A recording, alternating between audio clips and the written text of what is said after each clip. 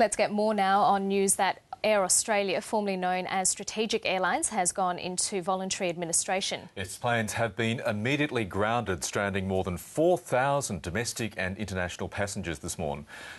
One of those stranded passengers is Michael Ilyine, who joins us now from Phuket, Thailand, via webcam. Michael, good morning. Tell us your plight.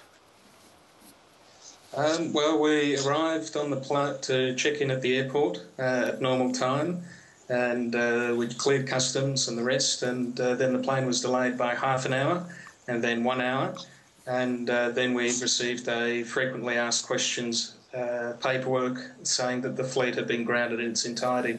And you've been told to essentially make your own way home? Absolutely, with no support or any communication from the airline. Is that possible? Where does that leave you this morning? It leaves us in a hotel room not far from the airport and trying to book alternate travel. And we think we've got something, so we hope to be home on Saturday morning, but that's subject to confirmation because there's nothing that's open until around 3:20 local time. I can imagine. Now, you're travelling with mates, you've got your family with you? No, I'm actually coming back from my honeymoon. Oh, really? Oh, it's a pretty dismal end. I believe your wife's name is Tiffany. A dismal end to what was obviously a very enjoyable honeymoon in Thailand.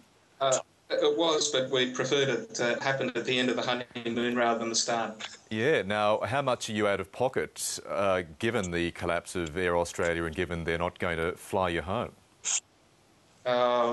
Depends on what the insurance will cover and what can be recovered. I'd say that there's potentially a couple of thousand, depending on what's covered by insurance and what's not covered. But, you have to book now. The insurers have told us that you have to book now and claim later. And there's a lot of other people out there who are at the end of their holidays who may not actually have any funds left to take that course of action. Yeah, it would very much be the case. What was the situation in the terminal amongst your fellow passengers when it became clear that there'd be no Air Australia flight back to Australia? It was not so much disbelief because there was an expectation that something was up, considering that the flight, when cancelled, had been delayed 4 and a bit hours. And it was just disbelief. Everybody was shuffled back through immigration the other way to collect their bags and into the terminal to find their accommodation and flights and taxis. There was absolutely nothing from Air Australia apart from a printout. So no help for even things like taxi fares or transportation to hotels? Absolutely nothing. Right. So how, in the best case scenario, Michael, how quickly can you and Tiffany hop on a plane?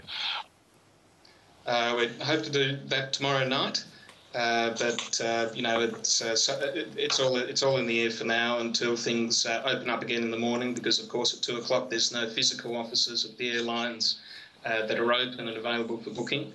So, look, we'll just see where that takes us.